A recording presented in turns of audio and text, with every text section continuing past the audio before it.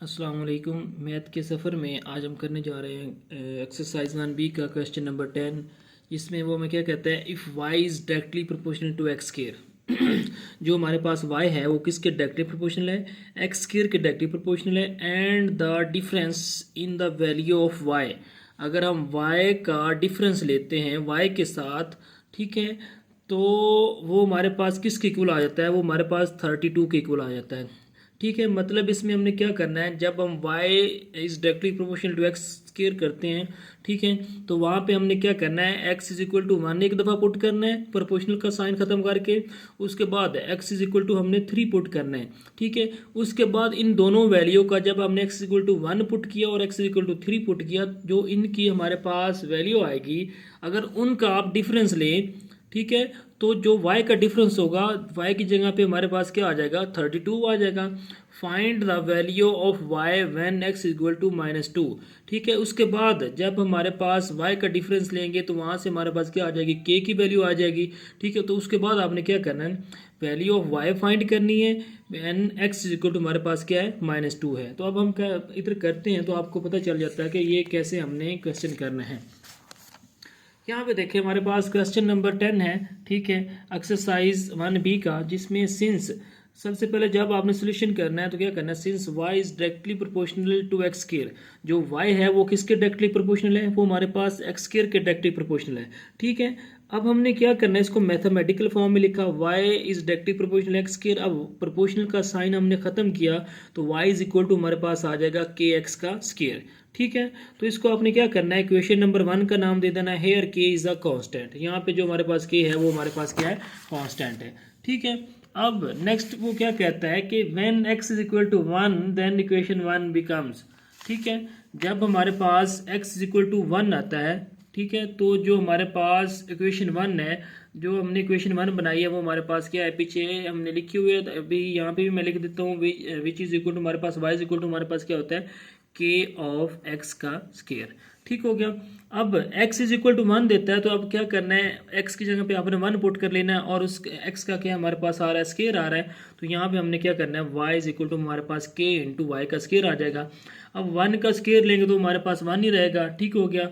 तो इसको मज़ीद सिंप्लीफाई करेंगे तो ये हमारे पास क्या आ जाएगा कि y इज इक्वल टू हमारे पास के आ जाएगा, ठीक है। जब 1 का स्क्वायर लेंगे तो वो हमारे पास 1 रहेगा। अब 1 को के के साथ मल्टीप्लाई करेंगे तो वो हमारे पास क्या आ जाएगा, के आ जाएगा। This implies that y is equal to हमारे पास क्या आ जाएगा, के आ जाएगा। दोबारा देखें, यहाँ पे हमने क्या किया है, बहुत ही ईजी तरीका है। अब उसने हमें x की वैल्यू दी है, वो हमारे पास 1 है। अब हमने क्या किया, जो हमारे पास x की वैल्यू है वो हमने इक्वेशन नंबर 1 में पुट कर देनी है। जो इक्वेशन नंबर 1 है वो हमारे पास ये थी, ठीक है। अब इसमें जब हम x की वैल्यू पुट करेंगे तो x का क्या आ रहा है, स्क्वायर आ रहा है, तो 1 का भी क्या आ जाएगा, स्क्वायर आ जाएगा। This implies that y is equal to हमारे पास k मल्टीप्लाई 1 आ जाएगा। 1 का स्क्वायर लेंगे तो हमारे पास 1 नहीं आ रहता है। और आपको ये भी पता है 1 को किसी के साथ मल्टीप्लाई करते हैं या डिवाइड करते हैं तो उसकी वैल्यू में कोई फ़र्क नहीं पड़ता। तो यहाँ से हमारे पास जो y की वैल्यू आ जाएगी वो हमारे पास क्या आ जाएगी। अब वो कहता है कि when x is equal to हमारे पास 3, जब हमारे पास x 3 होगा, ठीक है, देन इक्वेशन 1 बिकम्स, जो हमारे पास इक्वेशन 1 होगी वो क्या बन जाएगी, वो हमारे पास y इज इक्वल टू हमारे पास k इंटू 3 का हमारे पास क्या है, स्क्वायर है। हमने इक्वेशन 1 ही को इस्तेमाल करना है, वो हमारे पास क्या है, y इज इक्वल टू के एक्स स्क्वायर है। तो अब हमने x की जगह पे हमने क्या पुट कर दिया, 3, और साथ हमारे पास x का क्या आ रहा था, स्क्वायर आ रहा था। अब यहाँ पे हम अगर 3 का स्क्वायर लेते हैं तो वो हमारे पास क्या आ जाएगा, 9, और के साथ मल्टीप्लाई आ रहा है वो वैसे के वैसे आ जाएगा, ठीक है। अब अकॉर्डिंग टू द क्वेश्चन, अब क्वेश्चन के मुताबिक अगर हम इनका डिफरेंस लें, इस y का इस y के साथ डिफरेंस लेते हैं तो ये हमारे पास जो इनका डिफरेंस है, since the difference between the value of y, अगर इस y का इस y के साथ डिफरेंस लेते हैं तो जो हमारे पास y का डिफरेंस आएगा उसकी जगह पे हमने क्या पुट कर देना है, 32 पुट कर देना है, ठीक है। अब देखें बड़ी वैल्यू में से हमेशा छोटी वैल्यू को सब्ट्रैक्ट करते हैं तो ये 9 के, आप देखें राइट वाली साइड को राइट वाली साइड पे सब्ट्रैक्ट कर देना है और लेफ्ट वाली साइड को आपने लेफ्ट वाली साइड से सब्ट्रैक्ट कर देना है। तो ये हमारे पास क्या आ जाएगा, 9k में से ये k निकाल दिया, ठीक है, तो ये हमारे पास आएगा 9k माइनस k। अब y में से y निकालेंगे तो हमारे पास क्या आ जाएगा, अब y में से y निकालें तो वो तो हमारे पास 0 आता है, ठीक है। ये पॉजिटिव है, ये नेगेटिव है, ये हमारे पास कट जाएंगे तो 0 आ जाएगा।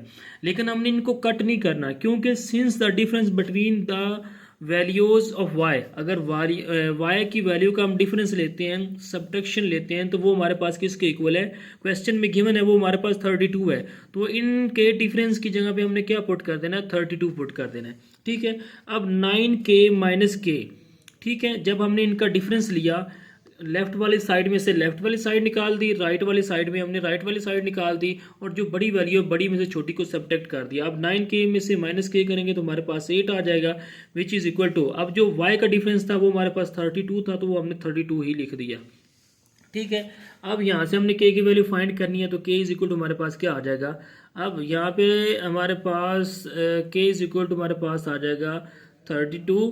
ठीक है, तो कैसे कैसे के 32 आया? अब इधर 8 इसके साथ क्या हो रहा है? मल्टीप्लाई हो रहा है, तो यहाँ पे हमारे पास यहाँ पे भी 8 आ जाएगा।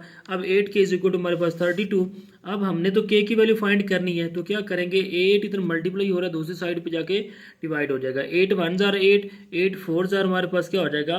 32 आ जाएगा। तो यहाँ से के की वैल्यू हमारे पास क्या आ जाएगी? 4 आ जाएगी। अब वो कहता है कि when x is equal to -2, अब अगर हमारे पास x की वैल्यू हमारे पास -2 होती है, तो जो हमारे पास y की वैल्यू होगी वो क्या होगी? वो हमने क्या करनी है? फाइंड करनी है। ठीक हो गया।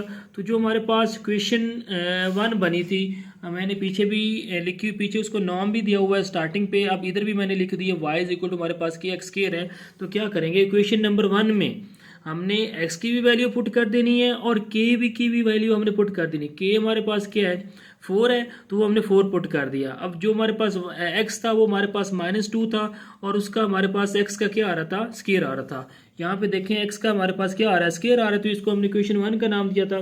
तो यहाँ पे y इज इक्वल टू हमारे पास k की जगह पे 4 पुट कर दिया, x की जगह पे -2 पुट किया।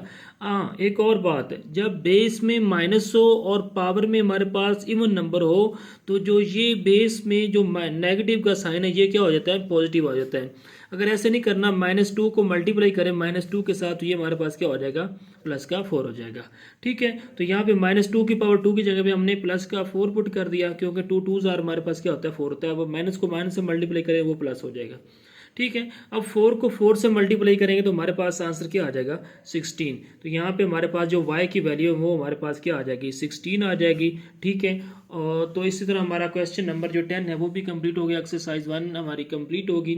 तो इसके साथ साथ मेरे चैनल को सब्सक्राइब कीजिए, लाइक कीजिए, ताकि हर नई आने वाली वीडियो आप तक पहुँचती रही। तो इसके साथ इजाज़त दीजिए। अल्लाह हाफिज़।